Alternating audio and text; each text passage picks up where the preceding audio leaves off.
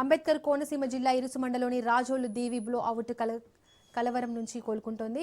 సోమవారం మధ్యాహ్నం నుంచి తీవ్ర కలవరానికి గురైన మకిలిపురం మండలంలోని ఇరుసుబండ పరిసరాల గ్రామాలు ఊపిరి పీల్చుకుంటున్నారు. అకస్మాత్తుగా సంభవించిన ఓఎన్జీసీ బ్లో అవుట్ ధాటికి ప్రాణాలు అరచేతులు పెట్టుకుని అనేక కుటుంబాలు ఊరు వదిలి వెళ్లాల్సిన దుస్థితి ఏర్పడింది.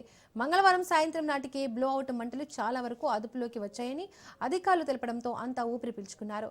జిల్లా కలెక్టర్ మహేష్ కుమార్తో పాటు ఎస్పీ రాహుర్తీనా, joint collector Nishanthi, Amalapuram MP Harish Balayogi, Razole MLA Varaprasadarao తదితరులు బ్లోఅవుట్ ప్రాంతంలోనే ఉండి పరిస్థితిని సమీక్షించారు. ఓఎన్జీసీ అధికారుల బృందంతో పాటు డిజాస్టర్ మేనేజ్మెంట్తో పాటు ఢిల్లీ, ముంబై నుంచి వచ్చిన నిపుణుల బృందాలు తీవ్రంగా శ్రమిస్తున్నాయి. పరిస్థితి తగ్గుముఖం పట్టడంతో తాళాలు వేసి పునరావాస కేంద్రాల్లో తలదాచుకున్న ఇరుసుమండ ప్రాంత ప్రజలు తమ ఇళ్లకు చేరుకుంటున్నారు.